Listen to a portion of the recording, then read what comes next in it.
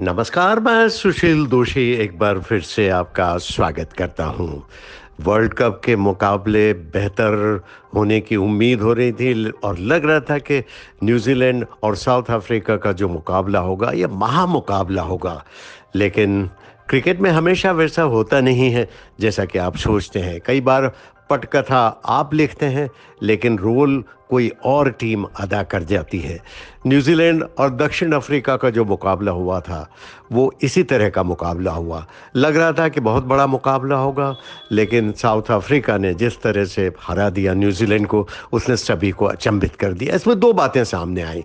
एक तो south Africa का जो ऑलराउंड प्रदर्शन है, बल्लेबाजी में, गेंदबाजी में, फील्डिंग में, उसने सभी को प्रभावित किया और लग रहा है कि वो इस खिताब के एक बड़े दावेदार हैं और भारत के लिए भी बड़ी चुनौती प्रस्तुत कर सकते हैं।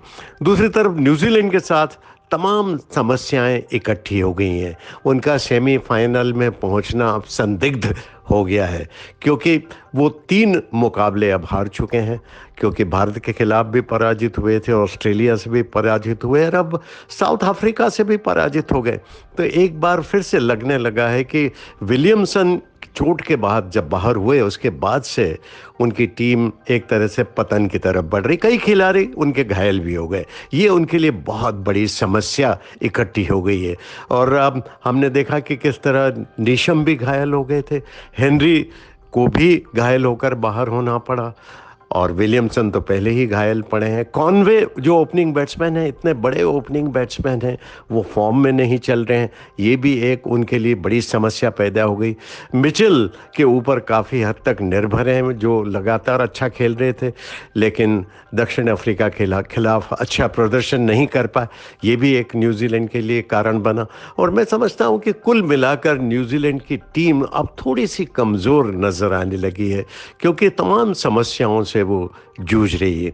तो वो सेमीफाइनल में पहुंचने के लिए संघर्ष करेगी, जहां पाकिस्तान, अफगानिस्तान जैसी टीमें और श्रीलंका जैसी टीमें उन्हें चुनौती देने की कोशिश कर रही हैं।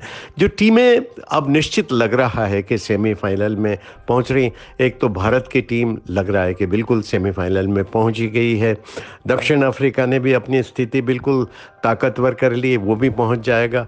तीसरे स्थान पर ऑस्ट्रेलिया का पलड़ा इस समय भारी दिख रहा है और वो तीसरा स्थान ग्रहण कर सकता। जो चौथे स्थान के लिए न्यूजीलैंड को संघर्ष करना पड़ सकता है, जहां पाकिस्तान एक बार फिर से थोड़ी चुनौती के साथ प्रस्तुत हुआ है। तो देखना है कि क्या होता है। लेकिन आज जो मुकाबला है ना, भारत और श्रीलंका का, ये महत्वपूर्ण मुकाबला। देखिए, आप जीत की राह पर हैं, आपकी लय कायम है। भारत को चाहिए कि इसमें ढिलाई नहीं बरते और इस मैच को एक गंभीर मैच की तरह ले और इसमें भी जीत हासिल करें। मैं हमेशा कहा करता हूं कि जीत की भी एक आदत होती है और ये आदत जीत की लत में बदल जाए तो और भी बेहतर है।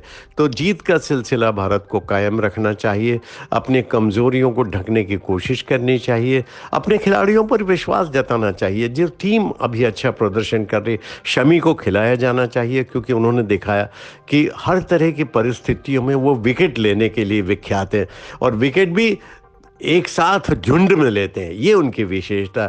और बुमराह को उनके साथ बॉलिंग करने में भी मज़ा आता है और सिराज के साथ जो 3 की पेस की भागीदारी है, वो अद्भुत है। तो मैं समझता हूँ कि भारतीय टीम का संतुलन इस समय बहुत ज़बरदस्त है, बल्लेबाजी ताबड़तोड़ चल रही है।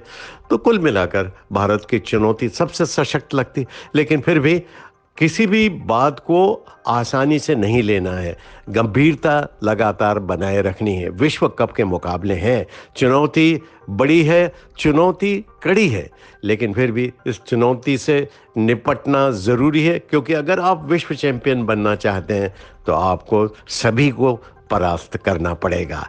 नमस्कार, धन्यवाद। अगर आप ये वीडियो YouTube पर देख रहे हैं तो हमारे चैनल को सब्सक्राइब करें और बेल आइकन को दबाना ना भूलें। अगर आप Facebook पर ये वीडियो देख रहे हैं तो हमारे पेज को लाइक करें।